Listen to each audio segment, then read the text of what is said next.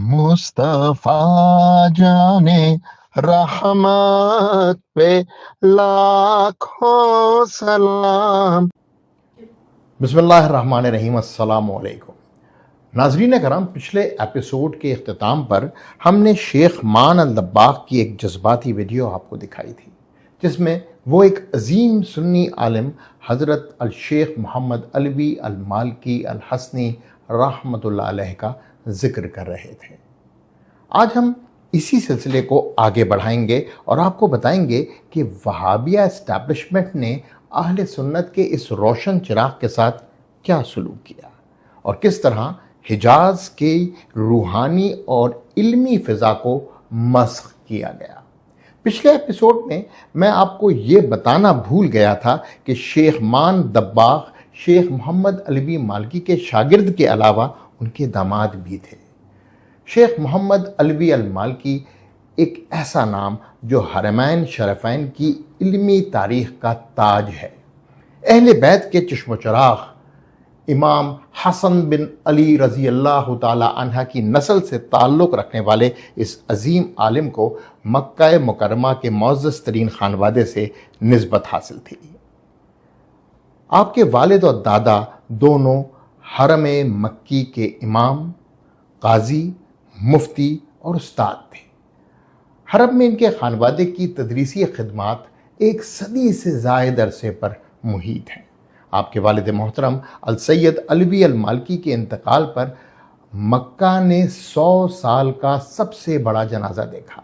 3 दिन तक Saudi radio पर सिर्फ कुरान पाक की तिलावत नशर होती रही।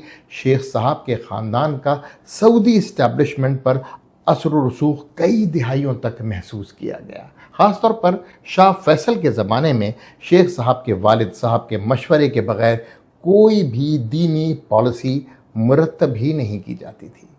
शेख मोहम्मद अलवी ने बचपन ही से इल्म का रास्ता अपनाया।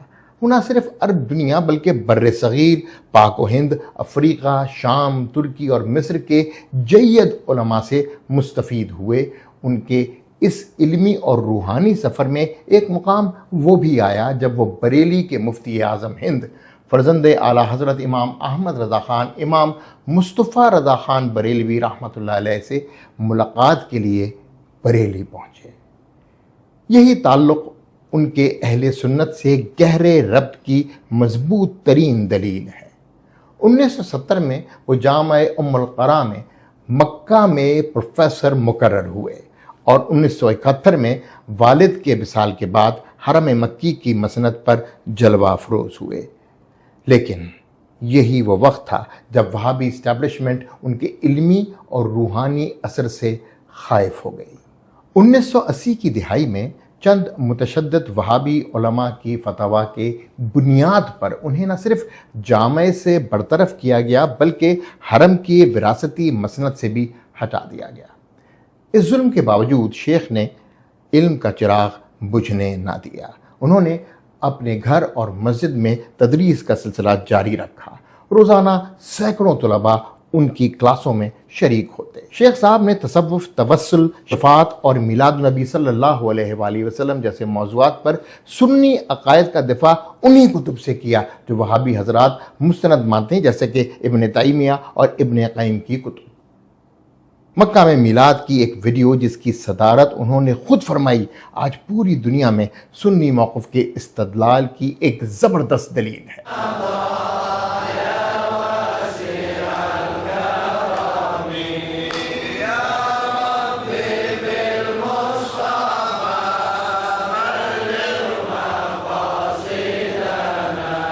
शेख मोहम्मद अलवी अल मालकी रहमतुल्लाह अलैह का पैगाम था, उम्मत मुसल्लमा की अक्सरियत राह रास्त पर है। वो उन शिद्दत पसंद ग्रुपों के सख्त नाक़िद थे जो ख़ुद को इस्लाही कहकर पूरी उम्मत के सवाद आज़म को गुमराह करार देते थे। वो कहते थे, पिछले 1000 साल के औलिया, फ़क़हा, मुहद्दिसीन ही कुरान और सुन्नत से हमारा रिश्ता है। इन्हीं की तशरीहात असल फ़हम है, ना कि खुद साख्ता तावीलात। उनका ये मानना था कि इस्लाम सिर्फ अक़ीदा नहीं बल्कि रूहानियत, इत्दाल और रवादारी का नाम है। ناظرین کرام، شیخ محمد علوی المالکی کی زندگی سچ، صبر اور علم کی ایک مثالی داستان ہے۔ وہابیہ اسٹیبلشمنٹ ان کے اثر کو ختم نہ کر سکی، کیونکہ سچ کبھی دفن نہیں ہوتا۔